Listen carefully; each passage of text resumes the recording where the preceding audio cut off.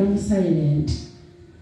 Kubanga oli agenda kungamba bino oli angamba bino bintabule bizigeko olusogera ovebwe ng'otabuse nga tokyasobola catching up olw'ebyo bye bagambye. Naye singa wasigadde mu kisa kya Katonda kino ogenda kifuna biri bya bisanga eri. Bakulu ne bagambye gundi afudde kojja wafudde ddala oba okyasobola okubitegeera.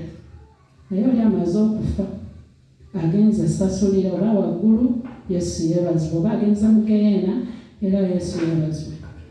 Naye gwe akujje ne mu kisa ekyokusinza Mukama nti abooluganda tube beegendereza ne ku ebyo bye tulabanga ebitono tubeera nga tumuweeramu ekitiibwa.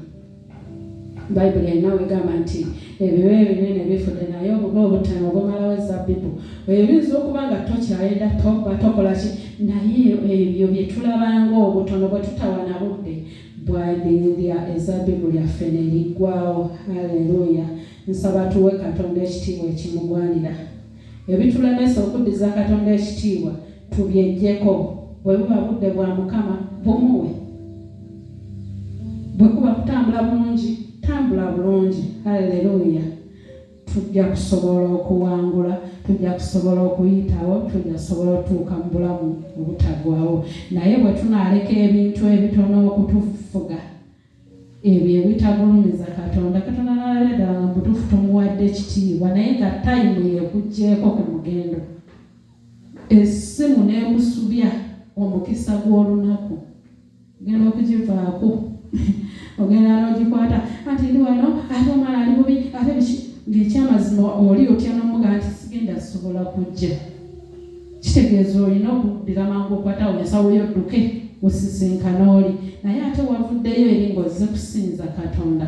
Abooluganda leero mmanyi teriiyo erina y'amaanyi naye ekisa kya Katonda kitumale.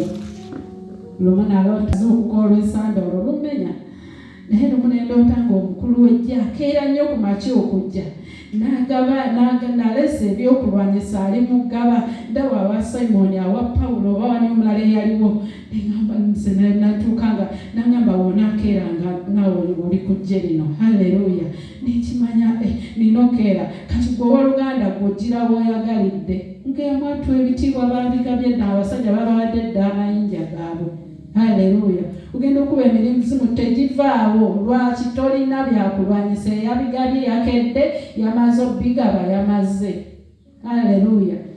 Kati abooluganda twambale amaanyi. Ebibadde bituwangula, ebibadde bituziiza, ebibadde bituleetera okunafuwa tubyeggyeko. Weeba tayimu ya Katonda nga wakola ne Katonda endagaano gikole. Teriyo yakutumaga nti Mukama saawa weziti nja kubeeranga maaso go. Woba wakigira kikole agenda kubeerawo. Bwe tutaawe Katonda kitiibwa tuyinza okubeeramu awo. Abooluganda nsaba tugulumizanga Katonda mu buli mbeera. Mukama abampeera omukisa.